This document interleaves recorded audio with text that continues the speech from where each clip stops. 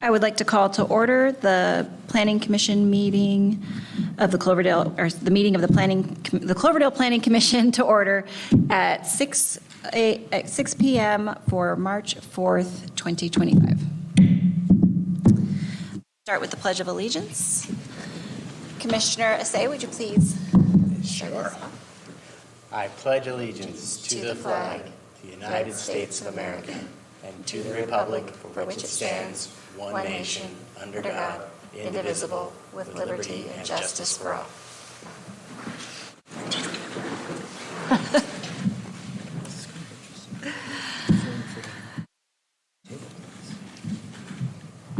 City Clerk, can we please get a roll call? Thank you, Chair. Let the record reflect that all commissioners are present, including both alternates. Do any commissioners have any conflicts of interest for any items listed on tonight's agenda? Mr. City Clerk, let the record reflect that there are no commissioners abstaining from any items tonight. All right. Now we are moving on to the selection of chair for 2025. So at this point, anyone can nominate anyone to be the chair and the vice chair, and then we just do a roll call vote. And Yeah, I'd nominate Melissa to continue on. Thank you. You're welcome. Okay. all in favor of Commissioner Springler staying on, say aye. Aye. Opposed? All right, thanks. And then we'll need a vice chair nomination. I nominate Commissioner Asay to stay on as vice chair. Is there a second? I second that. Okay, all in favor? Aye. Opposed? All right, congratulations, you guys. We're gonna have a busier year, so.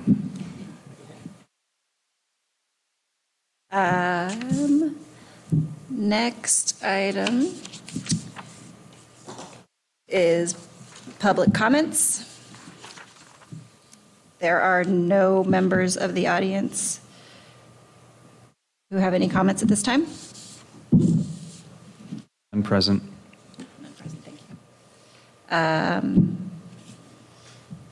We have no presentations.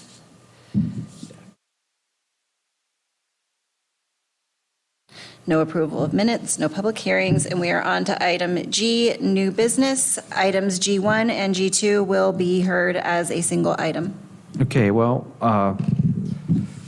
Rafael's going to give us a PowerPoint presentation. This is something that we have to do annually per the state law, and we present the general plan report and housing report. And we've got some nice pictures, and hopefully it's entertaining. And we're looking for adoption of two resolutions recommending to the City Council approval of both the general plan annual report and the housing report. I'll turn it over.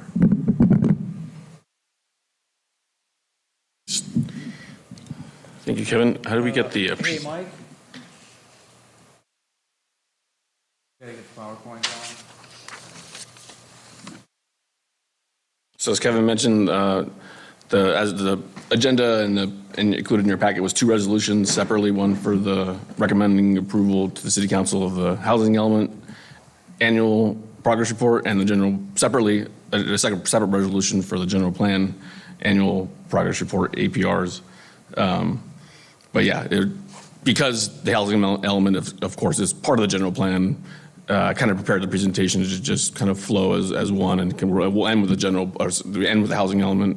We'll start with the general plan, but at the end I'll ask for recommendation for approval, recommending approval to the City Council of both of these.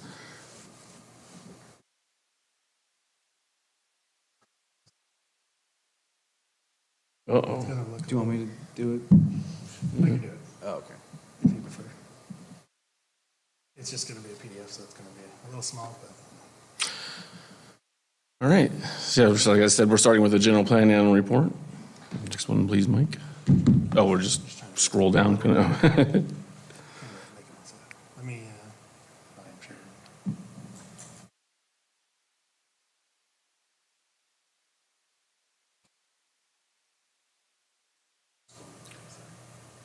So just as a little bit of background, the general plan is a document that is required by law.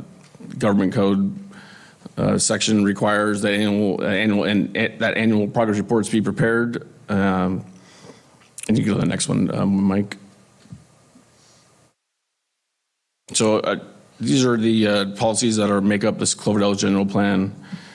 As you can see, we got the circulation element, noise element, parks and rec, conservation design, open space, land use, and public safety and health. You can go to the next one, Mike. Bigger so you can see it. So as I kind of prepared this, is included in attachments to the staff report is I think a 45 or a 50-something page Excel spreadsheet, and it goes into detail of every single goal and policy and all the 7 or 8 elements of our general plan. And including in each of those goals and policies are implementation measures for each one to see that the goals and policies are followed through within the time frame that the city can get these things done. So as we go through, there's just going to be some, I'm not going to read every one of them, but there's just going to be some, nice pictures here with some progress that we've done in 2024. Again, this is all just from things that were done in 2024. So this is the Bidu Kale project, and they're making good progress there. So this is showing the entrance and exit, I guess, and there's obviously new sidewalk and crossings and lighting and LID improvements there. Next slide, please, Mike. So that was a circulation element goal. This is another circulation element goal. This was completed last year. It was the coordination with the county on completing the First Street bridge pedestrian and bicycle and pedestrian crossing. And not only was this a circulation element goal, but there's other elements that talk about coordinating, with neighboring jurisdictions in the county, of course, on goals that would achieve, projects that would achieve a mutual goal like this. So this was something that was done last year and was a big improvement. Next slide, please, Mike. In the Parks and Rec area, this is implementation PR 1-2, provide parkland as determined by ad hoc. And last year, the Soda Springs Soda Springs open space was approved or completed by the city council. It's adjacent to city limits, outside city limits right now, but as the Western Hills, a lot of it are being opened for open space through different agreements and development on neighboring land, and this is hopefully going to be a nice gem that added to the city soon. You're looking at that, aren't you? I'm going to show you guys. He also needs to see. No, I can look at yours, Mike. Yeah, you're good. You're good. Yeah, thanks.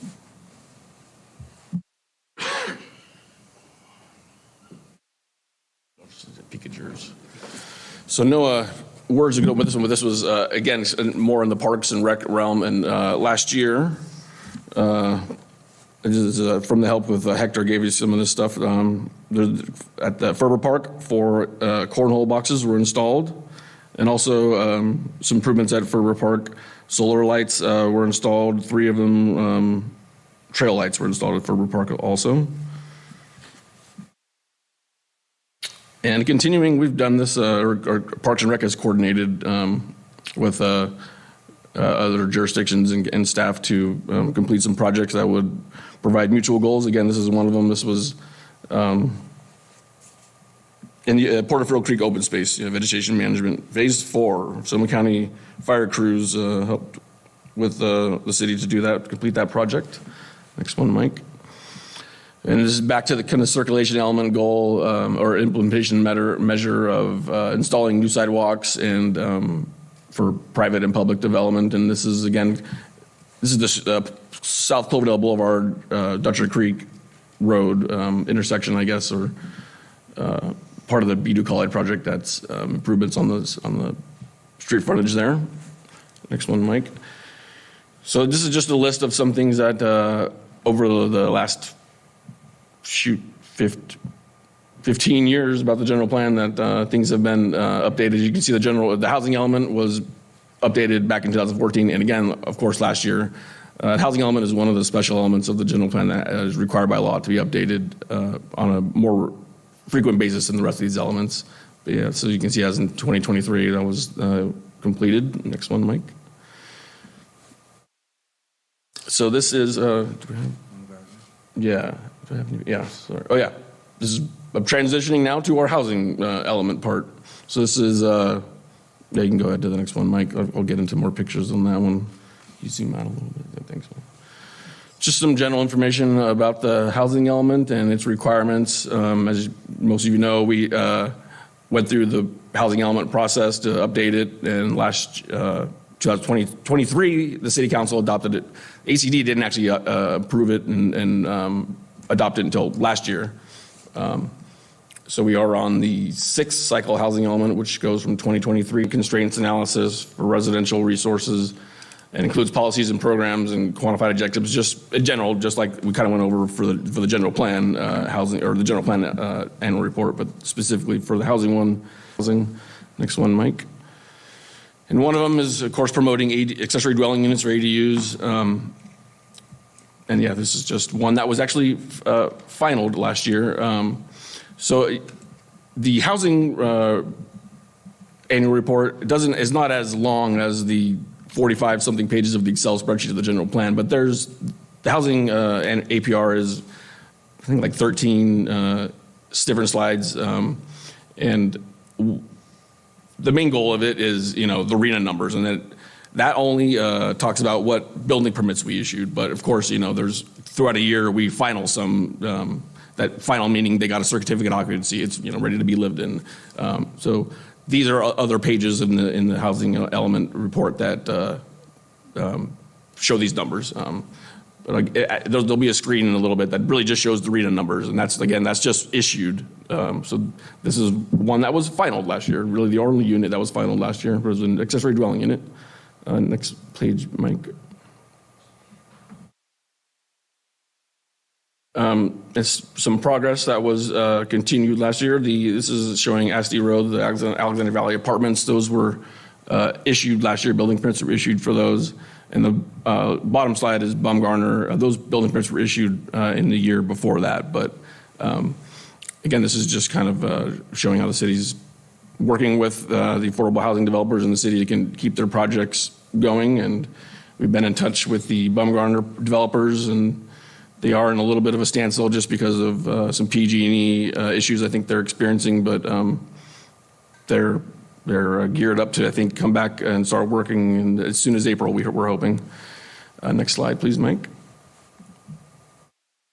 And also issued building permits last year were the 22 units of the Taylorland 2 project, which was approved a handful of years ago now, but there was the drought and the water issues, and they were, of course, reluctant to pull building permits. So they waited until the city's water issues were, solved, I guess. And so they moved forward last year, and this is current project photo or site photo of the 22 units at 669 South Cloverdale Boulevard, Taylorland 2, or Taylorland Apartments Phase 2. Next one, Mike. So yeah, this is page B, or table B, really, of the housing report, and this is the one that really only the state, I shouldn't say the only one that they care about, but this is the RENA numbers. And so yeah, in just 2 years from 2023 to 2031, we've got 229 units issued for of our 335 units. That was our RENA number. And in the green on the left, it breaks it down. So I'm looking at 335 there, and in the green it breaks it down by affordable level: very low, low, moderate, and above moderate. And then all the way to the right, you can see total remaining our RENA. The first two, there's no numbers up there because we've already satisfied our very low and low RENA numbers for those unit categories. We still have, of course, it shows 118 units left, which are 163 units, which make up the moderate and above moderate units that we still have left to issue building permits for. Again, this is just for building permits that were issued. So that's, please. Something about the county, Turn your mic on. county's RENA and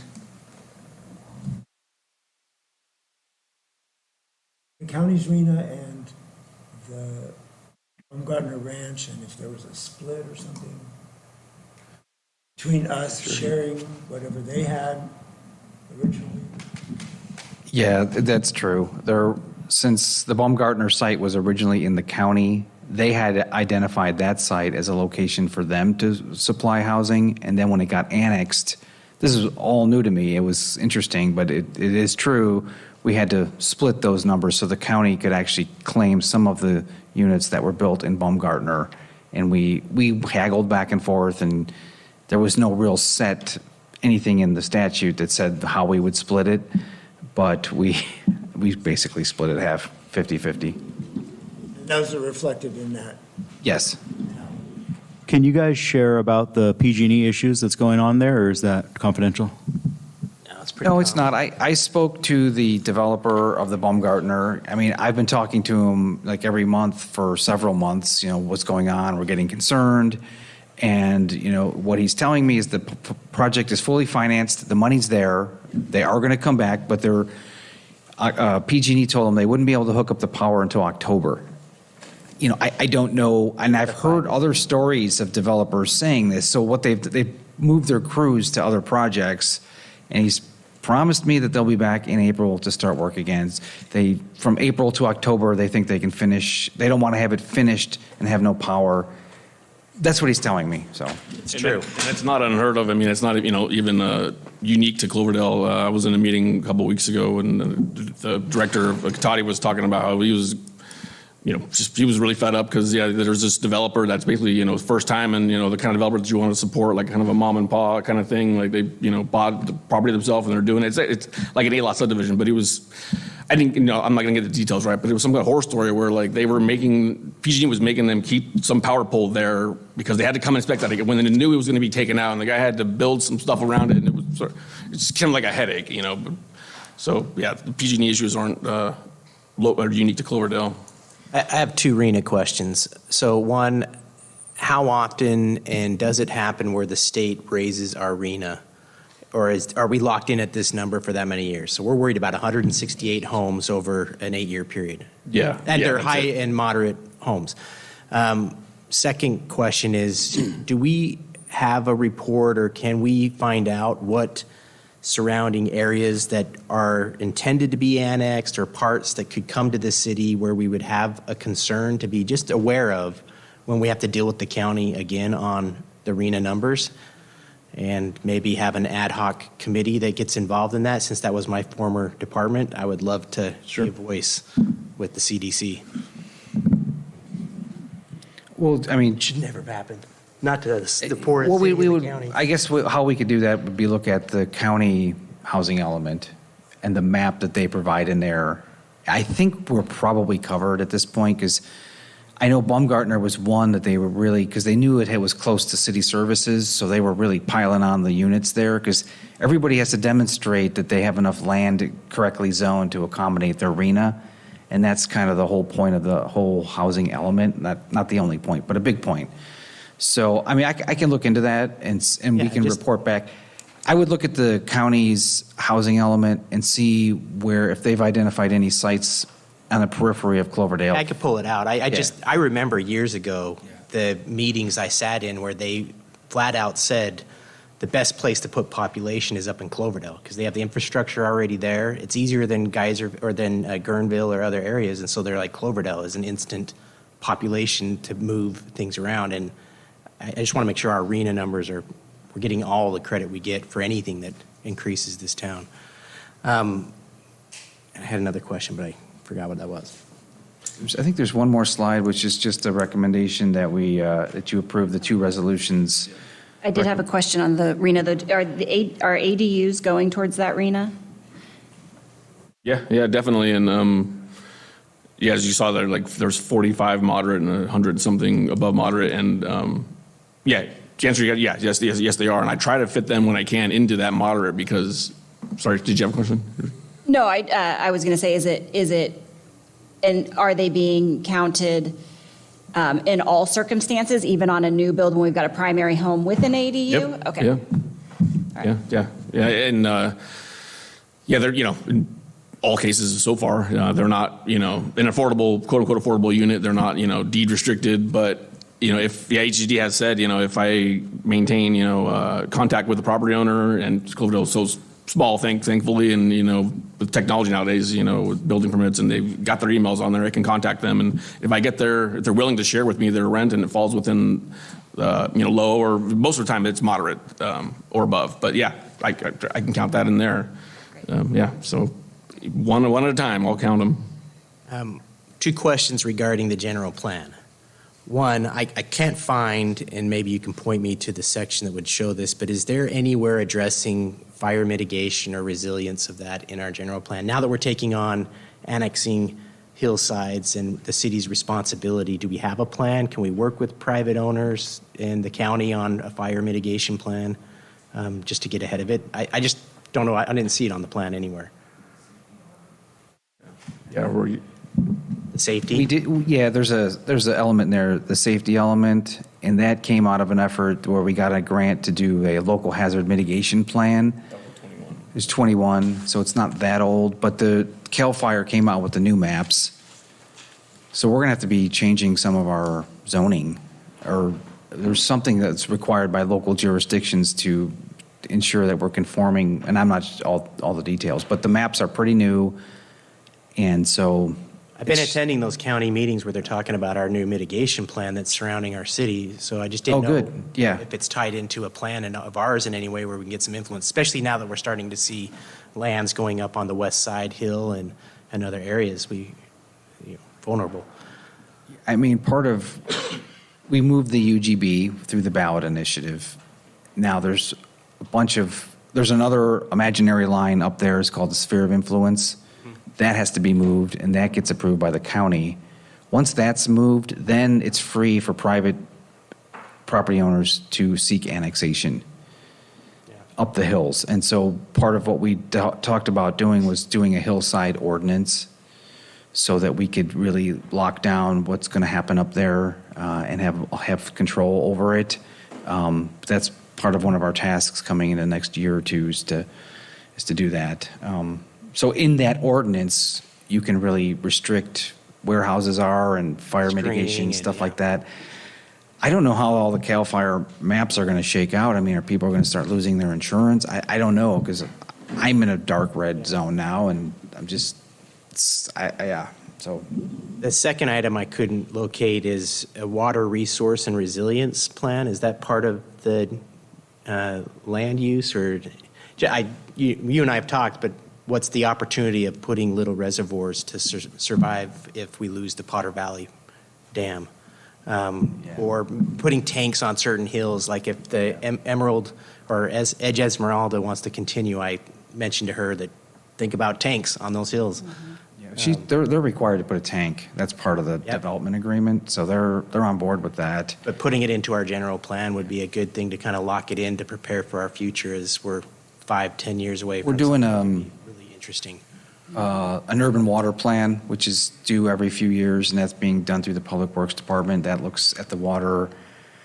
The Potter Valley, of course, is a big unknown. I mean, Is there a way to put in as a recommendation to this report that goes to the council that we look to designate and carve out a spot for water resilience and resource? We already have this big responsibility of the treatment center.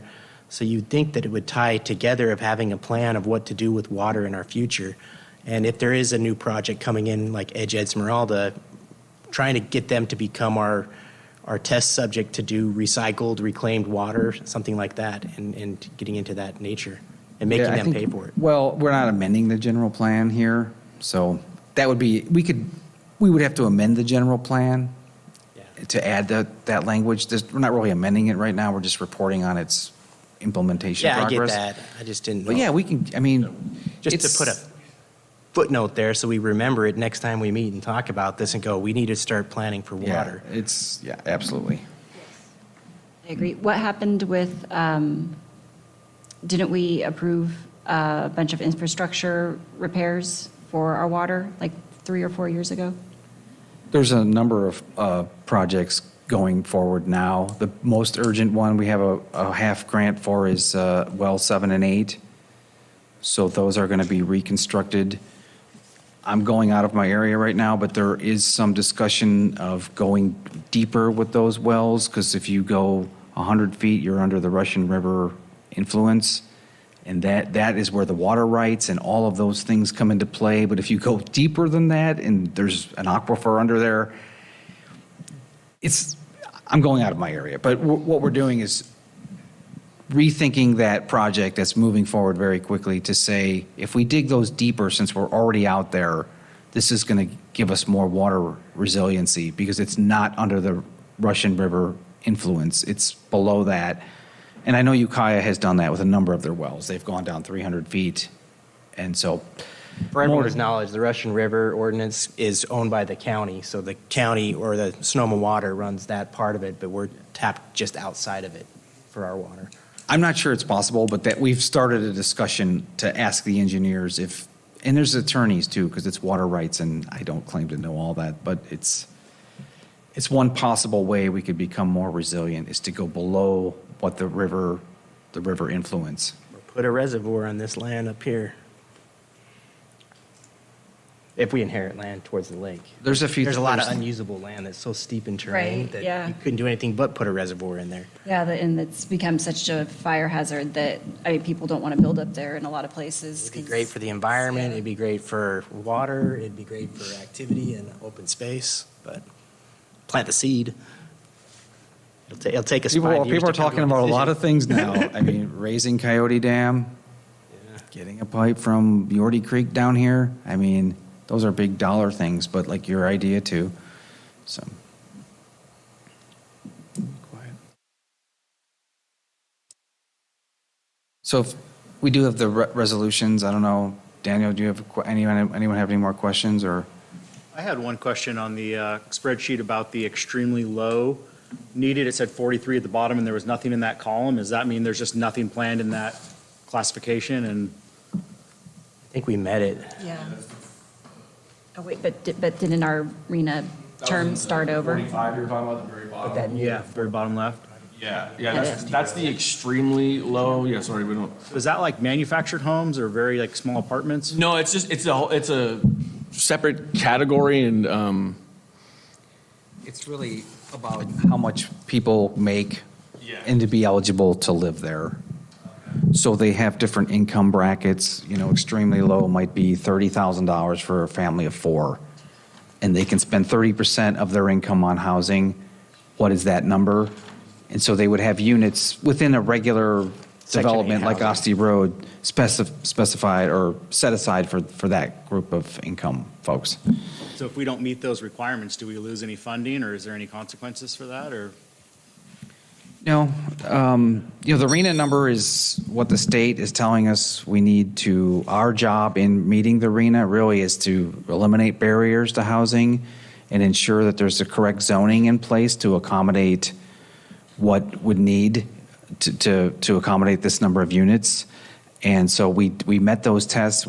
They've scrutinized our building codes, things like, not building code, but our fees, different barriers that a city could put up to housing. We've made some changes to accommodate that. We showed on a map, a zoning map, that we could accommodate the number.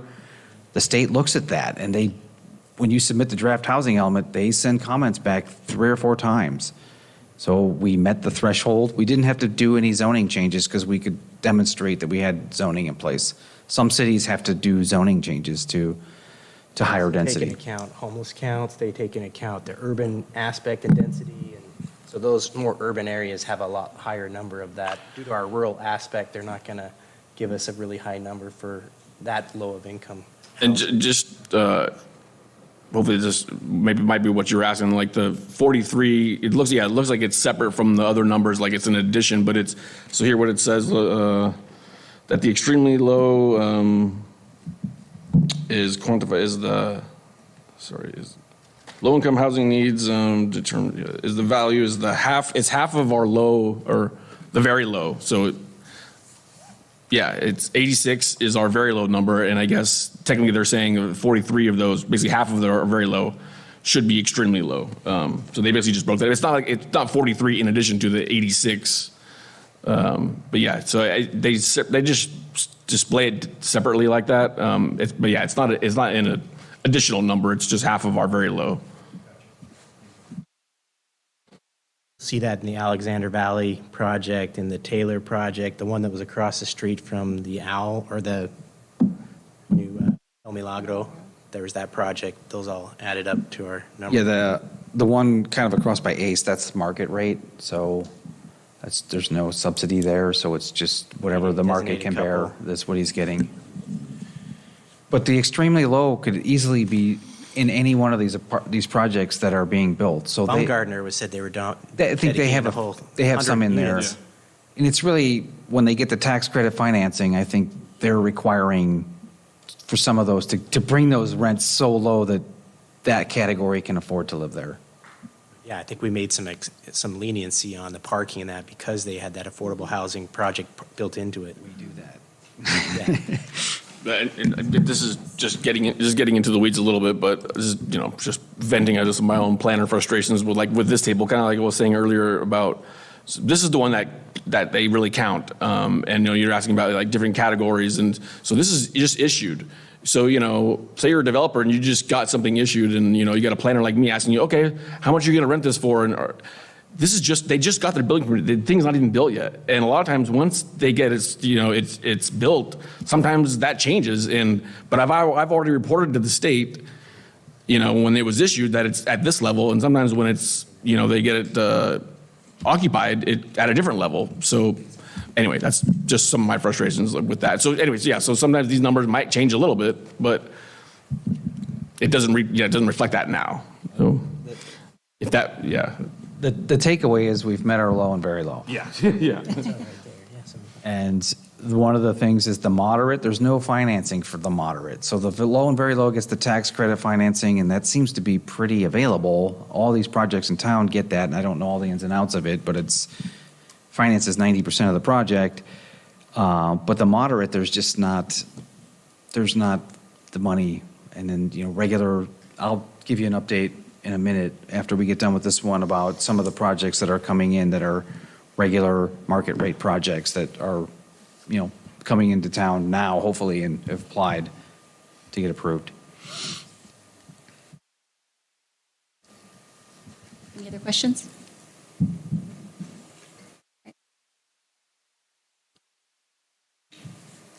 Make a motion for the Okay. two resolutions if you guys are ready. Can we get a motion for resolutions for items G1 and G2? We calling this?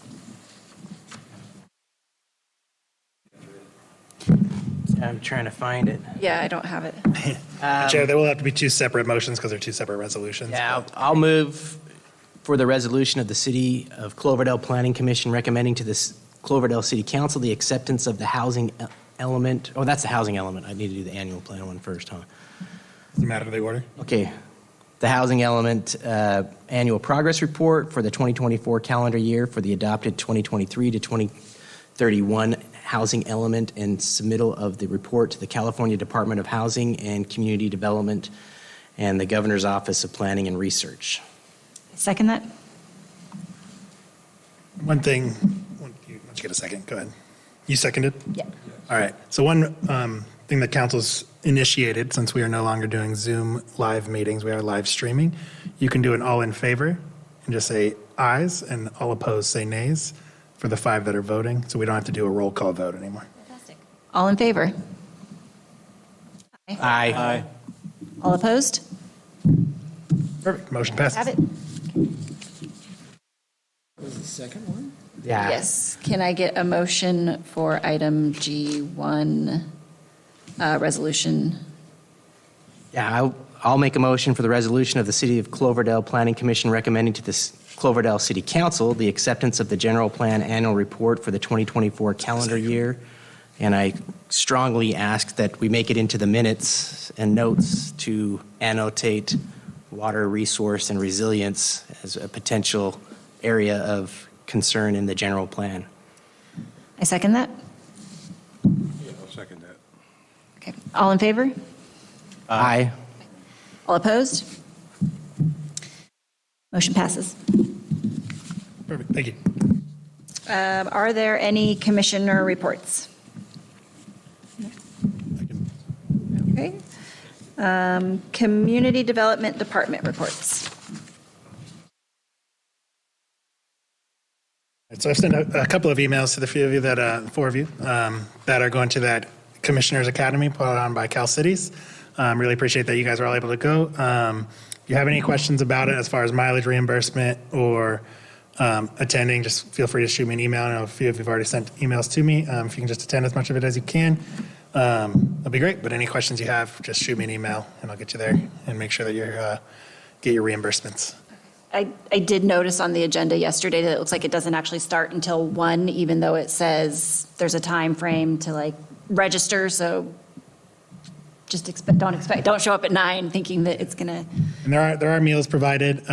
We do a per diem for if there's, if they don't have a lunch one day, if you go and get lunch, we give you a per diem for that amount or for that day. But any questions about that, I'll shoot it over to you. It's also in the toolkit that I've sent out previously, which I'm happy to send out again for anybody that's attending. I believe there's 4 of you. But yeah, any questions, please don't hesitate to ask me. Just to finish up the report, we are going to be having more meetings this year. I know we were a little slow, but we've got things cooking, and they're going to be coming to the Planning Commission starting probably April 1st with the circulation element. That's the chapter of the general plan that talks about all the transportation modes that the city provides, streets, bikes, walking, all of those things. So hopefully, it's looking like we're going to be April 1st for that, and we'll be looking for a recommendation to the council on that.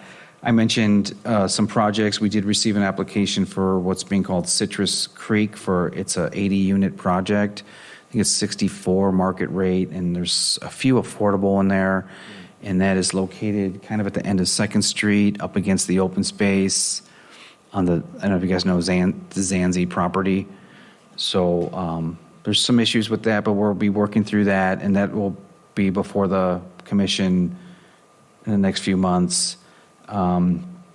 We did meet with Esmeralda, and they're kind of putting the foot to the gas to get the development agreement approved or amended along with the sequel work. So that will be before the commission this year, looking for a recommendation to the council. There's been some little bit of, I'd say, tire kicking on the Angeli property, which is behind 2nd Street Park, that, what do you call that, vineyard? Yeah. They have not officially applied, so I won't really say much more about it, but we did have a meeting, and it's a very reputable builder, so that potentially could be coming. And then just a quick update on the 101 North. I know everyone's very frustrated with this, and I spoke to them very recently, and they're changing it to the name to the hub, and they are putting the final touches on the plans, and I don't want to disparage them, but we've heard that before. So they are assuring me that they've hired an architect, and the plans are coming within the next 10 days, and then the work has to begin. I mean, first to do the plan check and the work.